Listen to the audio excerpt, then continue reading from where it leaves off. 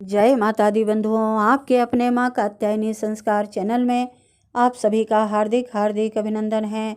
सर्वप्रथम माता पिता गुरुदेव के चरणों में मेरा बारंबार प्रणाम है। अतएव आप सभी माताओं बहनों भाइयों बंधुओं को सादर जय श्री कृष्णा। बंधुओं, एक बार पुनः आप सभी के समक्ष चौथे नंबर की पौष शुक्ल की एकादशी की कथा लेकर के उपस्थित हुई हूँ। चौथी पौष शुक्ल पक्ष की जो एकादशी आती है वह पुत्रदा एकादशी के नाम से जानी जाती है।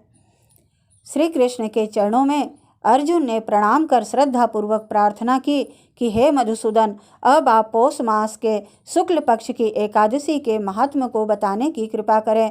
इस एकादशी का नाम क्या है, इसका क्या विधान है, इस दिन किस देवता का पूजन किया जाता है, कृपा कर मेरे इन सभी प्रश्नों का विस्तार सहित उत्तर दें। अर्जुन के प्रश्न पर श्री कृष्ण ने कहा, हे अर्जुन, पौष मास के शुक्ल पक्ष की एकादशी का नाम पुत्रदा एकादशी है। इसका पूजन पूर्व में बताई गई विधि के अनुसार ही करना चाहिए। इस उपवास में भगवान श्री हरि की पूजा करनी चाहिए। संसार में पुत्रदा एकादशी उपवास के समान अन्य दूसरा व्रत नहीं है। इसके पुण्य से प्राणी तपस्वी, विद्वान और धनवान बनता है। इस एकादशी से संबंधित जो कथा प्रचलित है उसे मैं तुम्हें सुनाता हूँ, श्रद्धापूर्वक श्रवण करो।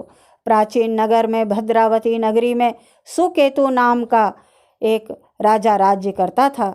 सुकेतुमान के कोई संतान नहीं थी। उसकी पत्नी का नाम सेव्या था। उस पुत्रहीन राजा के मन में इस बात की बड़ी चिंता थी कि उसके बाद उसे और उसके पूर्वजों को कौन पिंडदान देगा।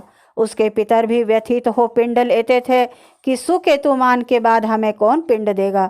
इधर राजा भी बंधु बांधव, राज्य, हाथी घोड़ा आदि से संतुष्ट नहीं था।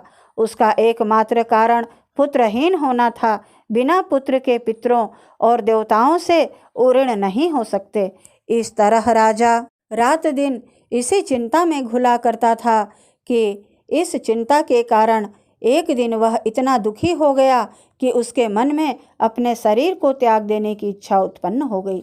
किंतु वह सोचने लगा कि आत्महत्या करना तो महापाप है। अतः उसने इस विचार को मन से निकाल दिया। एक दिन इन्हीं विचारों में डूबा हुआ वह घोड़े पर सवार होकर वन को चल दिया। घोड़े पर सवार राजा वन, पक्षियों और वृक्षों को देखने लगा। उसने वन में देखा कि मृग, बाघ, सिंह, बंदर आदि विचरण कर रहे हैं। हाथी शिशुओं और हथनियों के बीच में विचर रहा है। उस वन में राजा ने देखा कि कहीं तो सियार कर्कश शब्द निकाल रहे हैं और कहीं मोर अपने परिवार के साथ नाच रहे हैं।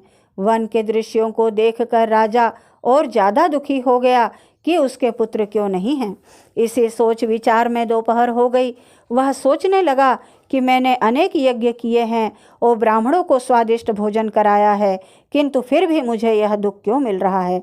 आखिर इसका कारण क्या है। अपनी व्यथा किससे कहूँ, कौन मेरी व्यथा का समाधान कर सकता है। अपने विचारों में खोए राजा को प्यास लगी। वह पानी की तलाश में आगे बढ़ा। कुछ दूर जाने पर उसे एक सरोवर मिला। उस सरोवर में कमल पुष्प खिले हुए थे। सारस, हंस, घड़ियाल आदि जल क्रीड़ा में मग्न थे। सरोवर के चारों तरफ ऋषियों के आश्रम बने हुए थे। अचानक राजा के दाहिने अंग फड़कने लगे। इसे शुभ शगुन समझकर राजा मन में प्रसन्न होता हुआ घोड़े से नीचे उतरा और सरोवर के किनारे बैठे हुए ऋषियों को प्रणाम करके उनके सामने बैठ गया। ऋषिवर बोले, हे राजन, हम तुमसे अति प्रसन्न हैं। तुम्हारी जो इच्छा है हमसे कहो।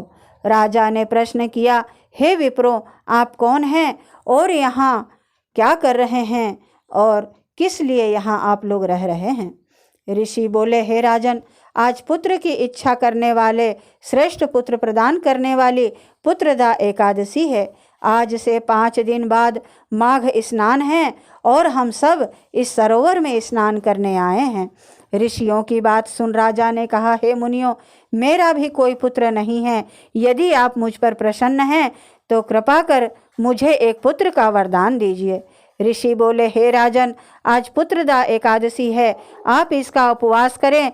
भगवान श्री हरि की अनुकंपा से आपके घर अवश्य ही पुत्र होगा।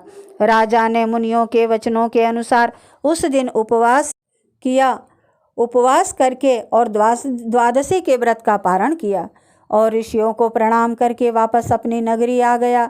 भगवान श्री हरि की कृपा से कुछ दिनों बाद ही रानी ने गर्भ धारण किया और 9 माह के पश्चात उसके एक तेजस्वी पुत्र उत्पन्न हुआ। यह राजकुमार बड़ा होने पर अत्यंत वीर, धनवान, यशस्वी और प्रजापालक बना। श्री कृष्ण ने कहा, हे पांडुनंदन, पुत्र की प्राप्ति के लिए पुत्रदा एकादशी का उपवास करना चाहिए। पुत्र प्राप्ति के लिए इससे बढ़कर दूसरा कोई व्रत नहीं है। जो कोई व्यक्ति पुत्रदा एकादशी के महात्म्य को पढ़ता व श्रवण करता है तथा विधानानुसार इसका उपवास करता है तो उसे सर्वगुण संपन्न पुत्र रत्न की प्राप्ति होती है। उसे पुत्र रत्न मिलता है। श्री हरि की अनुकंपा से वह मनुष्य मोक्ष को प्राप्त करता है। इस प्रकार एकादशी की यह कथा पूर्ण हुई। अब पुत्रदा एकादशी की कथा का सार यह है कि यदि व्यक्ति को पुत्र न हो तो वह बड़ा ही दुर्भाग्यपूर्ण होता है, क्योंकि हमारे मानव समाज में पुत्र का न होना बड़ा दुर्भाग्यपूर्ण माना जाता है। उससे भी दुर्भाग्यपूर्ण है पुत्र का कुपुत्र होना। अतः सर्वगुण संपन्न और सुपुत्र पाना बड़ा ही दुर्लभ है। ऐसा पुत्र उन्हें ही प्राप्त होता है जिन्हें साधु जनों का आशीर्वाद प्राप्त हो तथा जिसके मन में भगवान की भक्ति हो। इस कलयुग में सुयोग्य पुत्र की प्राप्ति का श्रेष्ठ साधन पुत्रदा एकादशी का व्रत ही है। इसलिए सभी को पुत्रदा एकादशी करना ही चाहिए। इस प्रकार पुत्रदा एकादशी कथा सार सहित पूर्ण हुई। जय माता दी बंधुओं। ओम नमः शिवाय। ओम नमो नारायणाय। यदि मेरा यह प्रयास आपको अच्छा लगे तो प्लीज़ लाइक, शेयर व सब्सक्राइब अवश्य करें। धन्यवाद बंधुओं। जय माता दी।